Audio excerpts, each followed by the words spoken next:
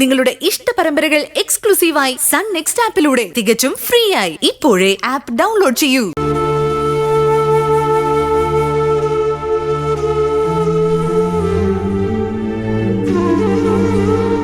ചായ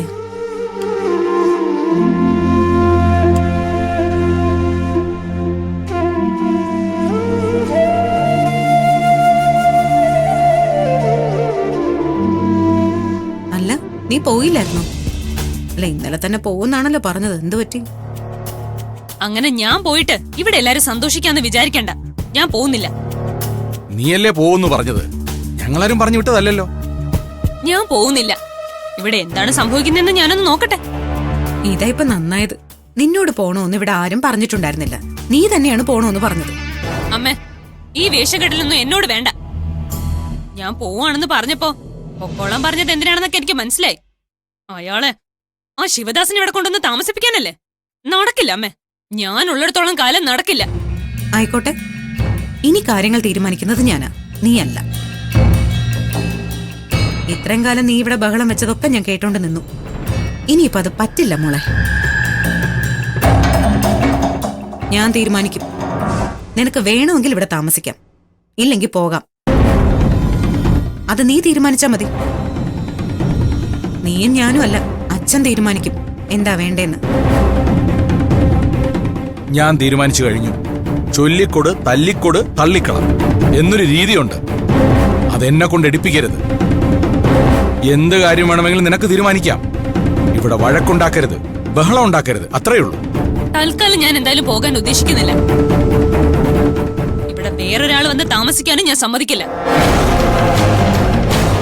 എന്താ ചെയ്യാൻ പറ്റുമെന്ന് ഞാനൊന്ന് നോക്കട്ടെ. നിനക്ക് ചെയ്യാൻ പറ്റുന്നതെല്ലാം നീ നോക്കിക്കോ. എന്താ വേണ്ടതെന്ന് വെച്ചാൽ ആലോചിച്ചോളൂ. ഇനിയിപ്പൊ അമ്മയോട് ഒരു അഭിപ്രായവും ചോദിക്കണ്ട. എന്റെ അഭിപ്രായം ഞാൻ അങ്ങോട്ടങ്ങ് പറയും, അതങ്ങ് അനുസരിച്ചാ മതി. കുറെ കാലമായി ഞാനിത് സഹിക്കുന്നു. ഇനി പറ്റില്ല മോളെ. നിന്റെ അടുത്ത് സമാധാനമായി എല്ലാ രീതിയിലും ഞാൻ നോക്കിയതാ. എന്നെ കൊണ്ട് കൂട്ടിയാൽ കൂടില്ല എന്നറിഞ്ഞ പിന്നെ ഞാൻ വിട്ടുകളയുന്നതല്ലേ ബുദ്ധി. നിനക്ക് നിന്റെ ഇഷ്ടം പോലെ ആലോചിക്കാം, തീരുമാനിക്കാം. ഞാൻ ഒന്നിലും ഇടപെടില്ല, അഭിപ്രായവും പറയില്ല. ഇനിയിപ്പൊ എന്റെ ഭാഗത്തുനിന്ന് ഒരു കർക്കശമായ തീരുമാനവും ഉണ്ടാവില്ല. അല്ല, ഇവിടുന്ന് പോവുകയാണെങ്കിൽ പറയണം. ഞാൻ പറഞ്ഞില്ലേ, അത്യാവശ്യമുള്ള കാശ് എന്തെങ്കിലും വേണമെങ്കിൽ ഞാൻ തരാം.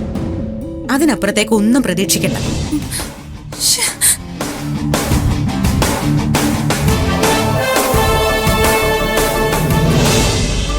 ആ മെയിൽ ഞാൻ ഓൾറെഡി സെൻഡ് ചെയ്തിട്ടുണ്ട്.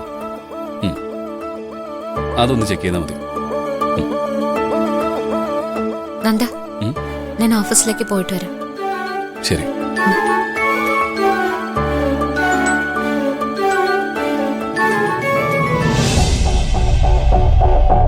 ശരണി, എങ്ങോട്ടാ? ഓഫീസിലേക്ക് തന്നെയാണോ അതോ വീട്ടിലേക്കോ? എങ്ങോട്ടാണല്ലേ നിനക്കെന്താ? എന്റെ കാര്യം അന്വേഷിക്കാൻ നീ ആരാ?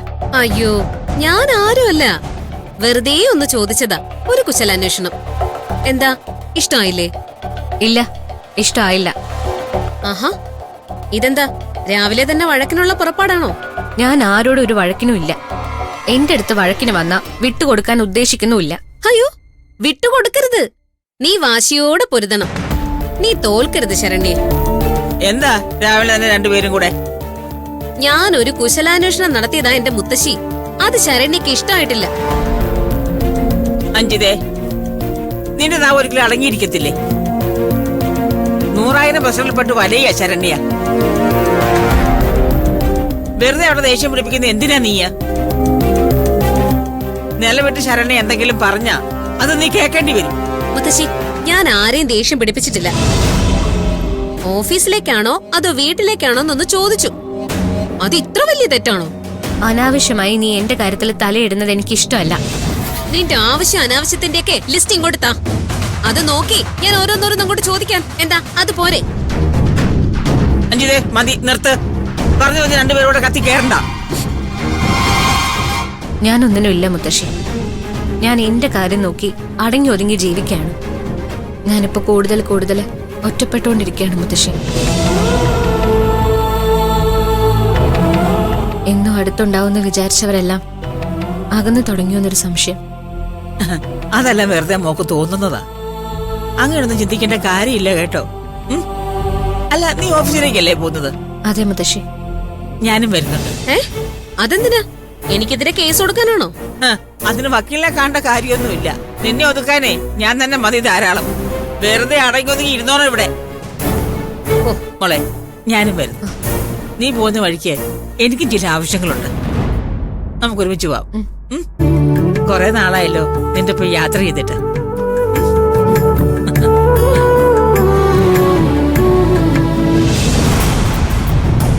മുത്തശ്ശി വരുന്നതുവരെ നീ ഇവിടെ ഇരിക്കും ശരണ്യ.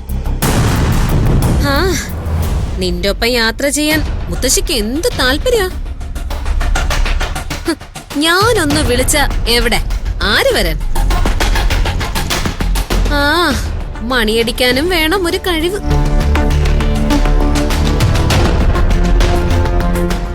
ശരണി ഇതുവരെ പോയില്ലേ? ഇല്ല, മുത്തശ്ശി കൂടെ വരുന്നുണ്ടെന്ന് പറഞ്ഞു. മുത്തശ്ശിയെ വെയിറ്റ് ചെയ്ത് നിൽക്കുക. നിന്റെ ഓഫീസിലെ മുത്തശ്ശിക്ക് എന്താ കാര്യം? എന്റെ ഓഫീസിലേക്കല്ല, ആ വഴിക്ക് വേറെ എന്തൊക്കെയോ കാര്യമുണ്ടെന്ന്. ഉം.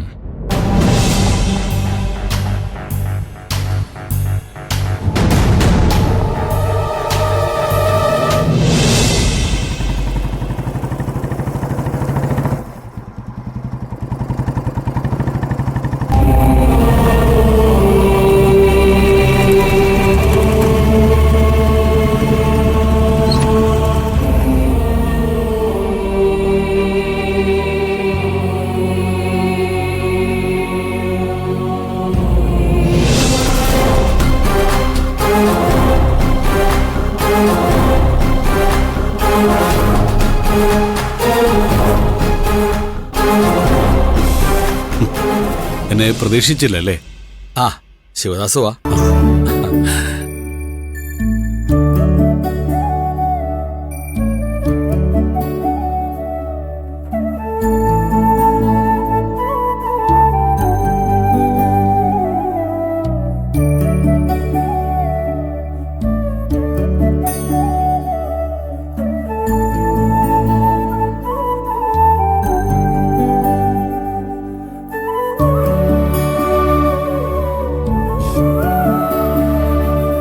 ശിവദാസ് വന്നിരിക്കുന്നത് പുതിയ കോൺട്രാക്ട് സൈൻ ചെയ്യിക്കുന്നതിന് വേണ്ടിയാണ്. അതിതാ ഷെയ്സ് കമ്പനിയിൽ നിന്ന് എനിക്ക് മെയിൽ വന്നിരുന്നു. അവർക്ക് നമ്മളോട് സഹകരിക്കാൻ താല്പര്യമുണ്ടെന്ന്. അതൊക്കെ അറിയാമല്ലോ, ഈ കോൺട്രാക്ട് ഒരിക്കൽ നഷ്ടപ്പെട്ടതാണെന്ന്. എന്തോ മഹാഭാഗ്യം, അതുകൊണ്ട് മാത്രമാണ് ഈ കോൺട്രാക്ട് വീണ്ടും നമ്മളെ തേടി എത്തിയത്.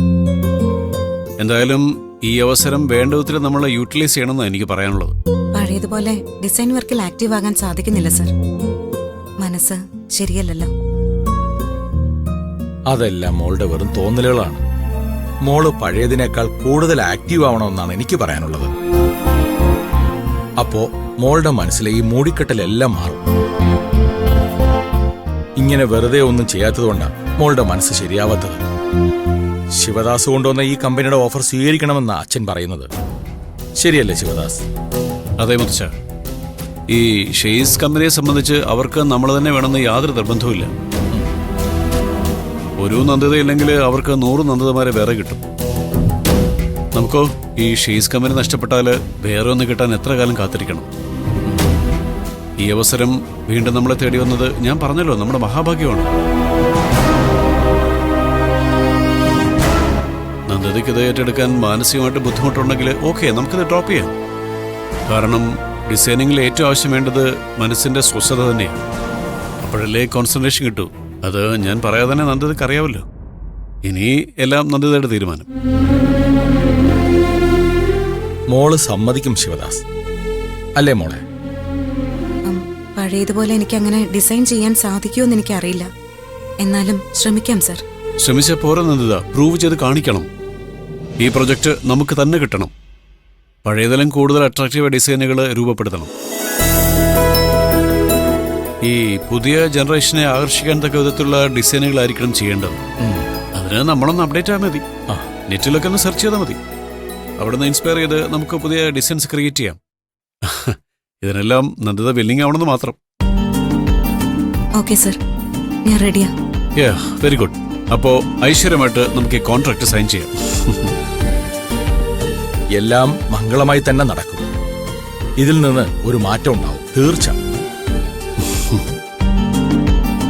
ഈശ്വരനെ മനസ്സിൽ ധ്യാനിച്ച് സൈൻ ചെയ്യും മോളെ.